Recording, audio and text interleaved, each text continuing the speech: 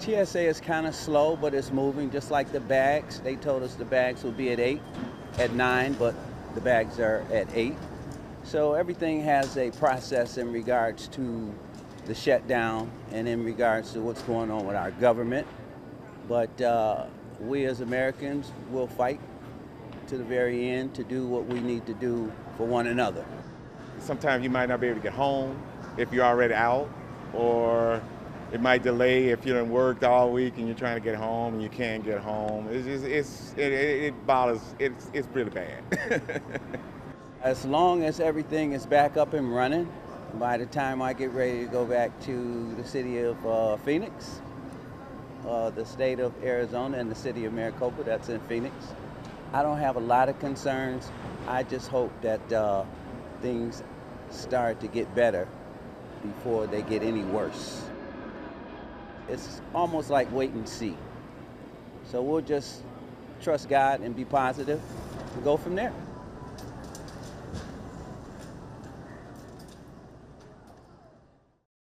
To whoever has her or knows where she is, it's never too late.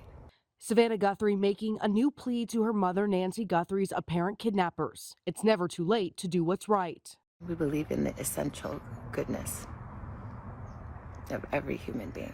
This weekend, the FBI says a glove recovered near the home by investigators believed to visibly match the one worn by a masked individual seen on doorbell camera video has DNA. It's currently undergoing forensic testing in an effort to identify a potential suspect. These are very, very strong and definitive updates. Experts say the DNA will be run through criminal databases to determine if it matches a known criminal. Authorities will also likely be submitting the evidence to third-party DNA mapping services offered to the public. Neighbors within a 2-mile radius of Guthrie's home are still being asked to submit any surveillance camera footage to authorities. CNN previously reported the FBI was fully engaged in offering resources to local authorities by February 2nd. However, one neighbor wonders if that help came too late. The sheriff is a very experienced veteran of law enforcement, but that doesn't necessarily mean that he's experienced with what this case is all about. And I mean, I feel like they invited the FBI in, or the FBI came in pretty quickly, but maybe it wasn't quite quickly enough. In the Catalina foothills, Emily Waldman.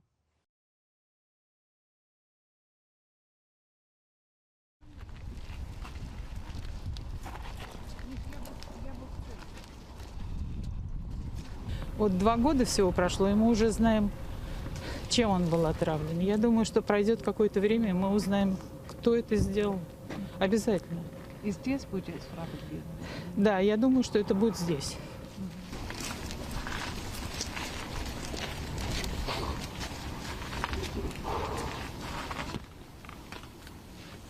Он не боялся, он боролся, ну, как бы у нас все боятся. Он был единственный, он боролся за нас, он боролся за свободу, он боролся за нормальную страну, за наши права, за наше право жить.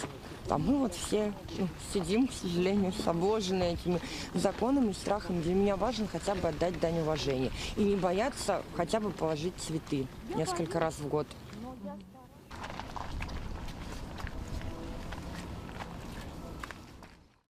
European leaders are unequivocal in their allegation that the Russian government murdered Alexei Navalny, rejecting Russian claims that the opposition leader died of natural causes.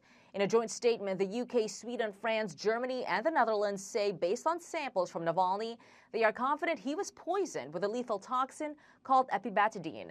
It's a poison found in dart frogs in South America, but it can be produced synthetically.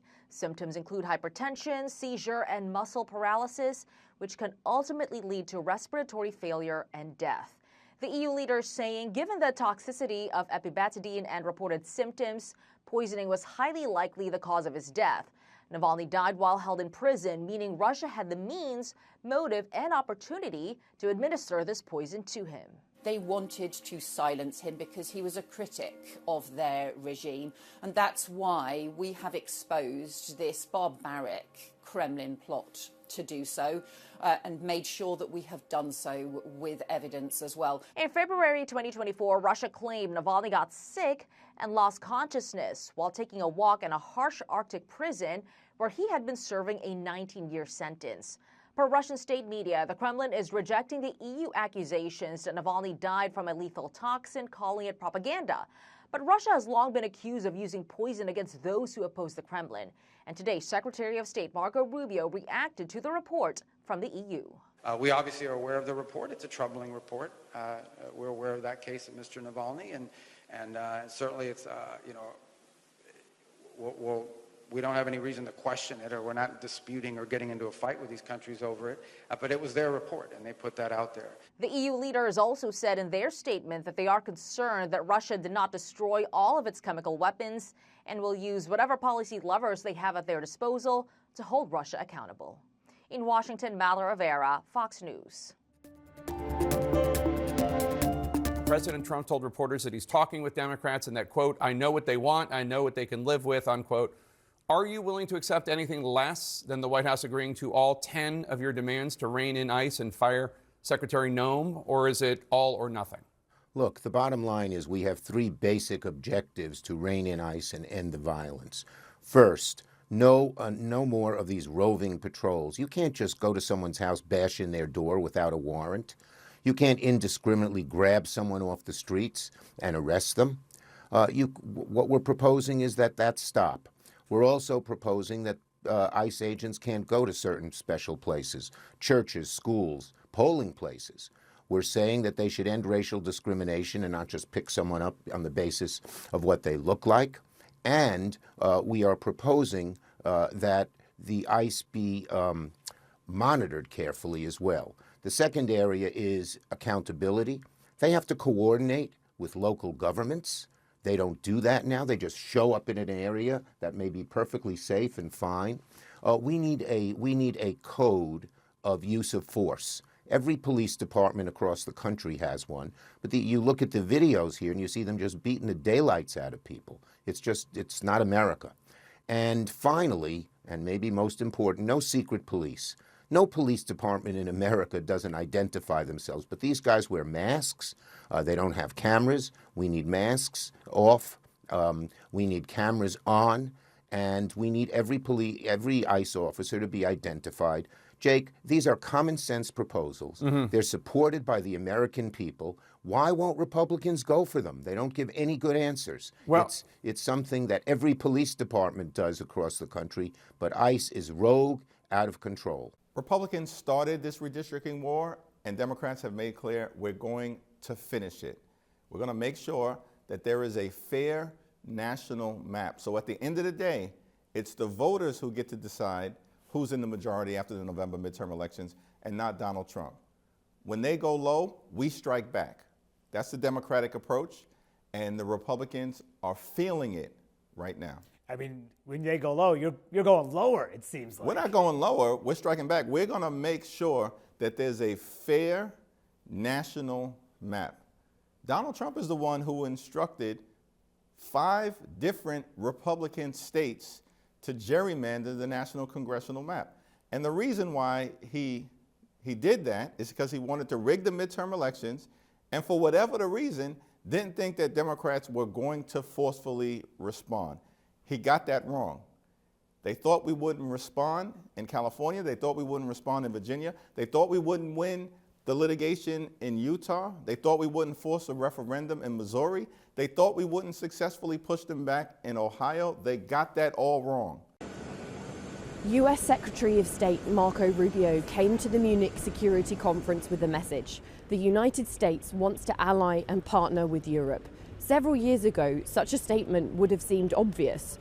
But after Vice President J.D. Vance's verbal attack berating European allies at last year's conference, President Donald Trump's threats to use force to take Greenland, part of NATO ally Denmark, and the White House sometimes pushing positions closer to Moscow than Kiev during peace talks in Ukraine, this time it was a message Europeans were relieved to hear.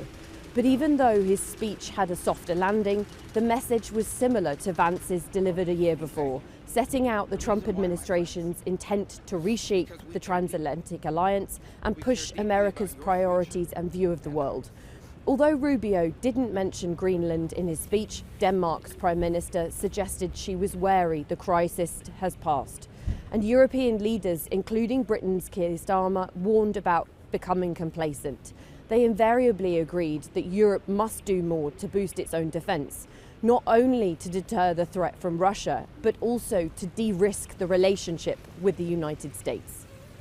I'm not going to talk about attacks on Iran or anything of that nature because the president's made clear he prefers diplomacy and an outcome of negotiated settlement. Now, we're dealing with radical Shia clerics. Okay, we're dealing with people who make geopolitical decisions on the basis of pure theology, and it's a complicated thing. I mean, no one's ever been able to do a successful deal with Iran, but we're going to try. Steve Witkoff and Jared Kushner will be traveling. I think they're traveling right now to have important meetings, and we'll see how that turns out. And we'll always comply with the applicable laws of the United States in terms of involving Congress in any decisions. But right now, we're not talking about any of that. We are postured in the region for one simple reason, and that is that we understand that there could be threats to our forces in the region. We've seen them be threatened in the past, and we want to make sure that we have sufficient capacity to defend them if, God forbid, that were to happen. But right now, we're talking about negotiations. We are focused on negotiations. That's what we're focused. The president's made that clear. If that changes, it'll be obvious to everyone, and obviously whatever the law requires us to do, we'll do. With regards to your question about the frog toxin, no, it's a very serious thing. Look, those countries came to that conclusion. They coordinated that. We chose, doesn't mean we disagree with the outcome. It wasn't, our endeavor. Sometimes countries go out and do their thing based on the intelligence they've gathered. We obviously are aware of the report. It's a troubling report. We're aware of that case of Mr. Navalny, and certainly it's, we don't have any reason to question it, or we're not disputing or getting into a fight with these countries over it. But it was their report, and they put that out there.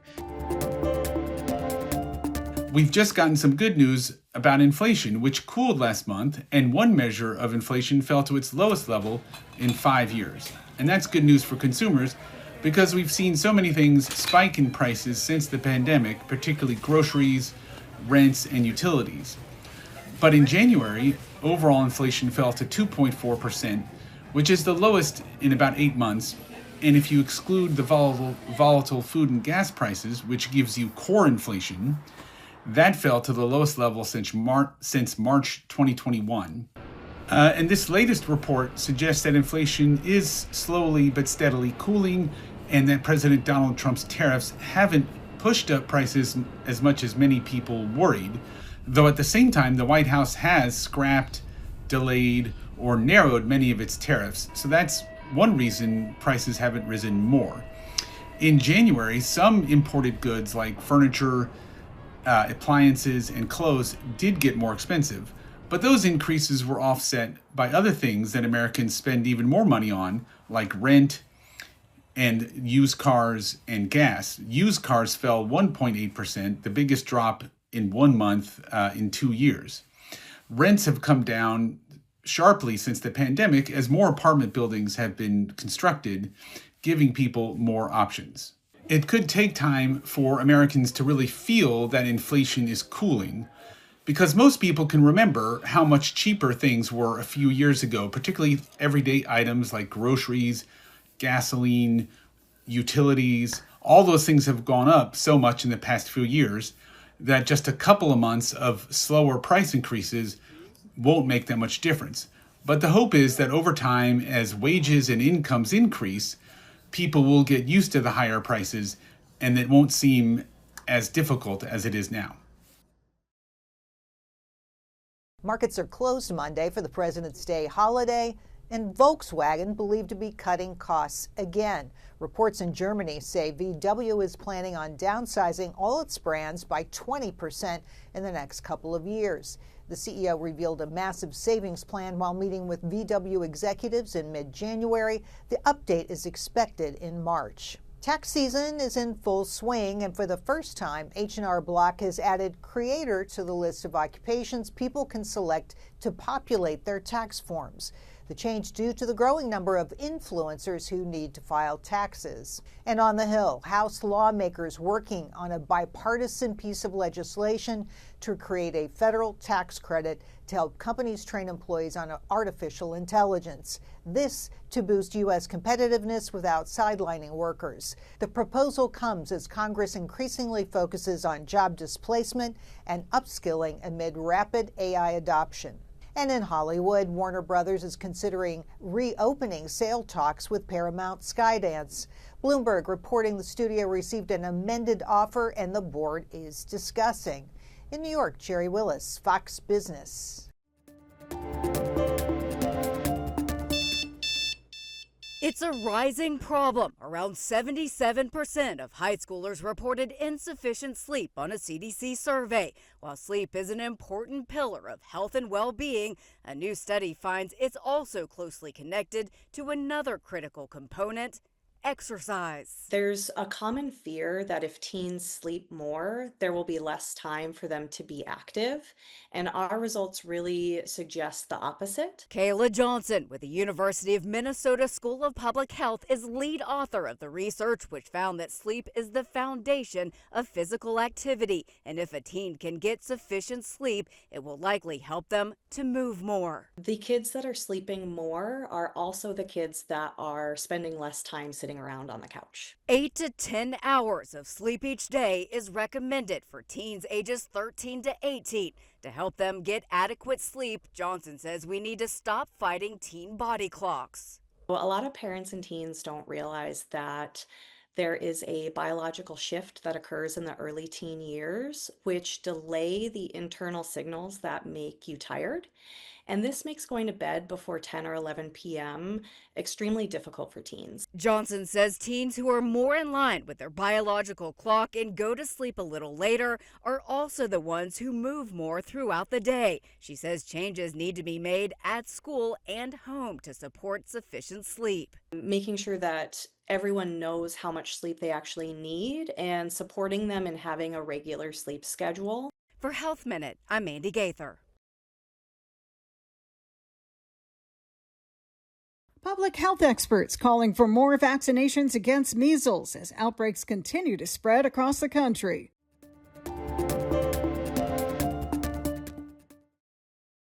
According to data from the Centers for Disease Control and Prevention, there have been 910 confirmed cases of measles as of February 12th, with 5 new outbreaks this year.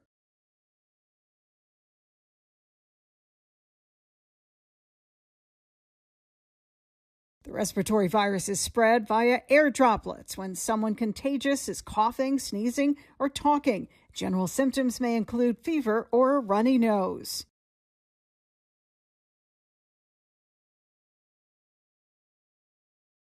With the outbreak threatening the U.S. measles elimination status, public health experts say the best and most efficient way to combat the spread is by getting the MMR shot.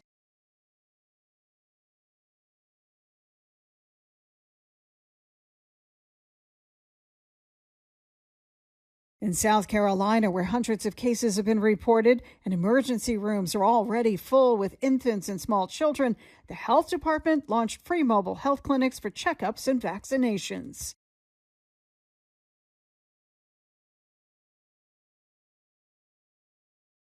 The CDC recommends that children receive 2 doses of the MMR vaccine.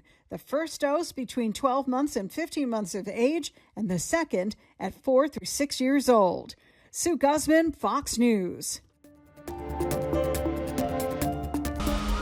For beings from opposing worlds, the desire is not the problem, but the world itself. Season 4 of Bridgerton has set up several new love matches, but will they all endure? And does this latest look at part 2 of the new season provide any clues? All will become clear when the rest of Season 4 premieres February 26th on Netflix. I believe that humanity still has a fighting chance. I believe that you have the power to change our fate. The fate of Terminator Zero appears to be sealed. Series creator Mattson Tomlin says Netflix has canceled the animated franchise reboot after 1 season. Tomlin posted on social media, the critical and audience reception to it was tremendous, but at the end of the day, not nearly enough people watched it. We watched the news every night and we'd see all this conflict going on. Here's a look at the first clip from The Ballad of Judas Priest. The documentary looks at the enduring influence of the Grammy-winning heavy metal legends. It just premiered at the Berlin International Film Festival. In Hollywood, I'm David Daniel. What's your name? Matt, and you are Cafe del Sole. Gia, No, not no, I Gia. know. Cafe I was just trying to be funny. Okay, I keep trying. Solo Mio fell to 5th place, adding $6.8 million. I was busy trying to keep us alive. A trio of new movies sent Send Help down to 4th place with $9 million. Doesn't matter how much money you make, it's never enough. I'll know when I have enough. How? $15.1 million gave Crime 101 a 3rd place debut. All my life, I've always wanted to play professional warball. Goat started out in 2nd place, scoring $26 million. Why did you leave me? Why did you betray your own heart? Wuthering Heights, starring Margot Robbie and Jacob Elordi, opened on top, taking in $34.8 million. In Hollywood, I'm David Daniel. You two may have started the night minimum wage guards, but you're a green light team now. The sci-fi horror comedy Cold Storage stars Liam Neeson, Georgina Campbell, and Joe Keery. The trio is dropped in the middle of the chaos when a mutating mysterious entity sealed by the government escapes, multiplies, and wreaks all kinds of havoc. That's not natural. It's an outrageous concept, but the cast says the characters keep it grounded. I mean, the writing was so grounded, and the characters feel very real. They jumped off the page. And then for me, being with Joe and getting to work together, I feel like that, he really helped me stay grounded, and we found a nice rhythm together. Neeson plays a seasoned operative, the kind of role he's honed, though this guy is a little less serious. He credits the script and his co-stars for how he was able to have fun with it. I was inspired by Georgina and Joe, their energy, their pace, their chemistry together. And it was very much like that. And I thought, that's exactly what I should do. Because I have so many heavy technical things to say that if I start going, it's just going to hold the story back. Campbell enjoyed getting to dive into backstory for her role. She's a young single mom, and that she's in vet school, and she's kind of doing this job to keep going. And I think, once she and T-Cake come together, she gets to have this moment where she's just having fun with someone, and then that builds and builds and builds until eventually she's saving the world. This thing is spreading. Cold Storage unleashes in theaters fittingly on Friday the 13th.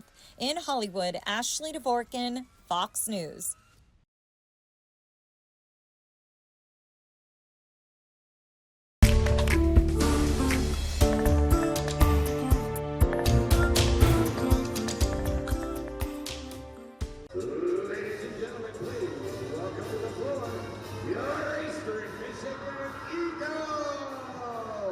When Eastern Michigan hosted Duquesne, it had the makings of a typical early season non-conference women's hoops matchup. Then the school groups started rolling in. And when young people attend sporting events these days, you get lots of hand juggling. And why is that? Because of this guy. I wanted to be an NBA player, NFL player, cross country player when I grew up though, but I feel as though 6'7" made me that just off of a song. Skrilla's Doot Doot 6'7" is the genesis of the viral term 6'7" that kids can't stop repeating and laughing about, and parents and teachers have a hard time wrapping their heads around.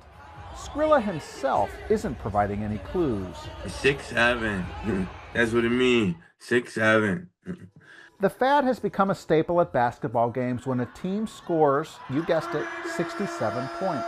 That's crazy. Like, I'd be so amazed seeing that, though. Like, I'd be so amazed, like, because I never seen nothing like that in sports. It's unclear how long Dictionary.com's 2025 Word of the Year will continue to be a thing.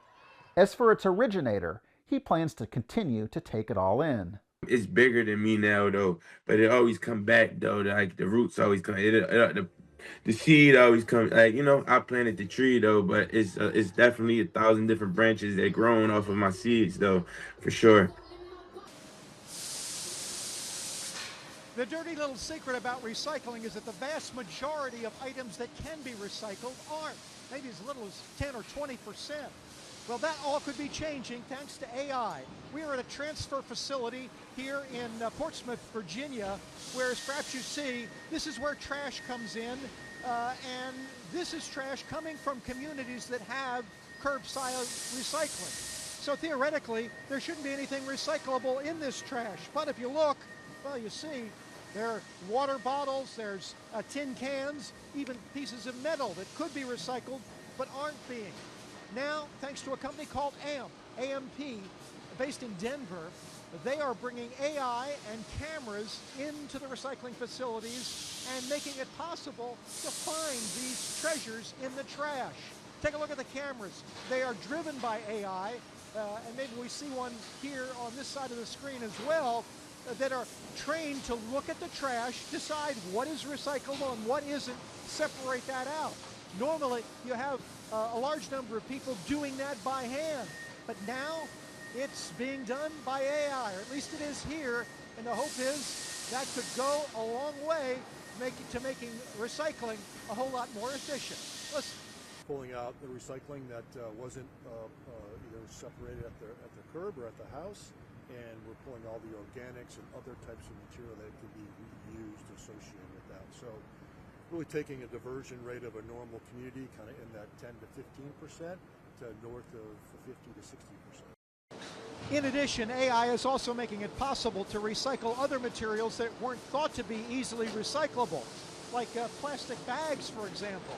Yeah, AI is finding these and enabling them to be turned into what they call refuse-derived fuels. Those are used in kilns, just like coal or other wood, other materials, to fire the kilns.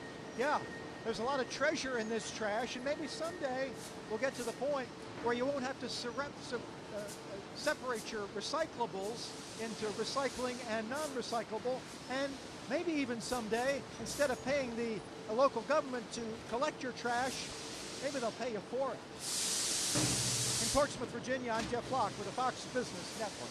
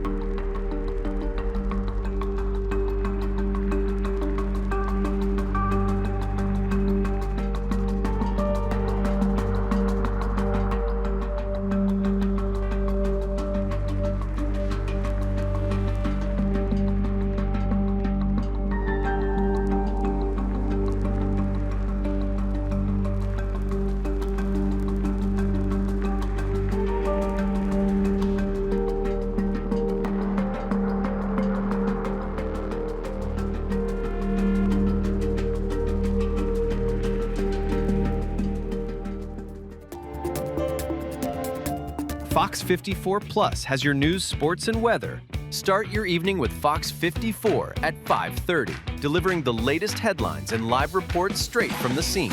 Then, stay informed with Fox 54 News at 9, featuring your Tennessee Valley certified most accurate weather impact team, tracking everything from tornado threats to traffic delays during severe weather. Fox 54 Sports Extra brings you more of what sports fans crave, with deeper insights, expert analysis, and all the action that matters most. On Fox 54 Plus, you'll also find Alabama politics, plus 24/7 weather radar and real-time forecasts to keep you ahead of the storm. Looking for a quick recap? Don't miss Fox 54 Week in Review, highlighting the biggest stories of the week. Jumpstart your morning with Morning Rush, fast-paced news updates featured with uplifting stories from across the globe. Get your entertainment fix with Getting Real, where we break down movie reviews, top 10 lists, and spotlight the newest film. Die Hard fan? Locked On Sports dives deep into the Crimson Tide, the Tigers, college rivalries, and pro action. True Crime Warrior Style? Killer Cases brings you gripping real-life stories that stick with you. Hungry for more? Cooking with Style serves up mouth-watering recipes that are easy to make and impossible to resist. From movie previews before you head to the theater with Take a Look, to must-know headlines from across the region and around the world with In the News. Watch all of these shows on demand and also on the Fox 54 News app. Available on Android and iOS devices. Streaming 24/7.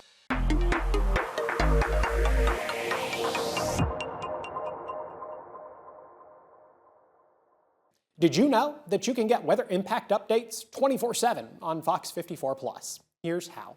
Go to Fox 54 Plus on your Roku, Fire TV, Apple TV, or Samsung.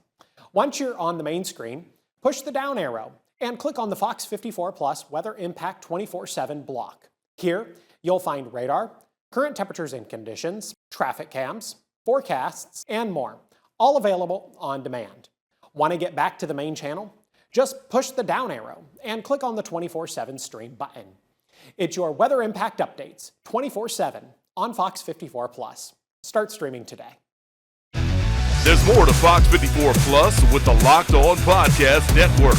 From the Tide to the Tigers, from college teams to pro, the Locked On Podcast Network gives you insights and analysis you just can't find anywhere else. These kids, they want to play. But I don't think so. I think it was Chad Baker Mazzara. Locked On Sports, streaming every day of the week and right here on Fox 54 Plus.